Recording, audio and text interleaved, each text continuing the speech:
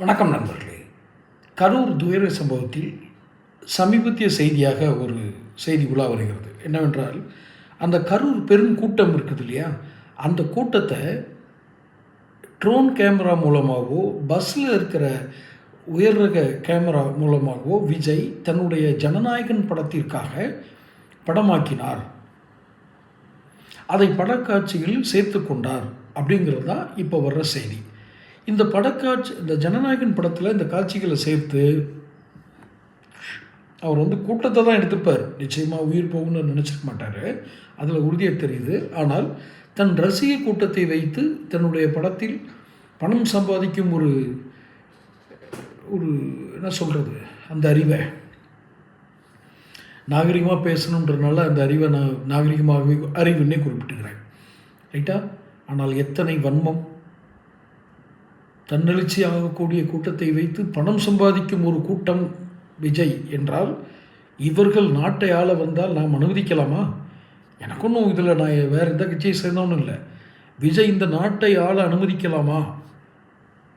இப்போ ஜனநாயகன் படத்தில் அந்த காட்சிகளெல்லாம் நீக்கியாச்சு அப்படின்னா தடையை தளிச்சிருக்காருன்னு அர்த்தம்.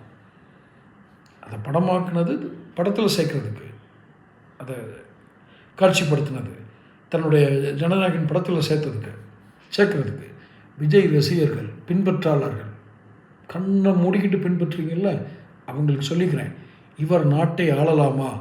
இந்த தவறை செய்தவர் நாட்டை ஆளலாமா? இது சாட்சியங்களை அளிப்பது என்பது சட்டத்துக்கு உட்பட்டது. அதுக்குள்ளே கூட நான் போகலை.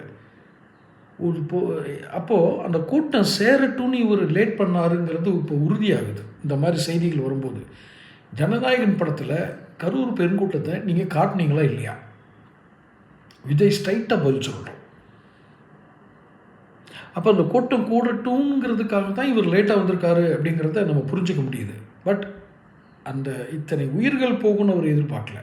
ஆனால் கூட்டம் நிறைய சேர்ந்தால் அதை படமாக்கி அதை தன்னோட சினிமாவில் சேர்க்கணுங்கிற ஒரு நல்ல புத்தி.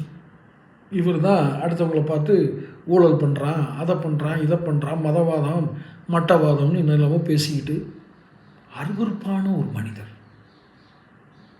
மிக மிக அருவருப்பான மனிதன். நான் சொல்லலை, அவர் எந்த மதத்தை பின்பற்றுகிறாரோ அந்த மதத்தின் புனித நூல் சொல்கிறது.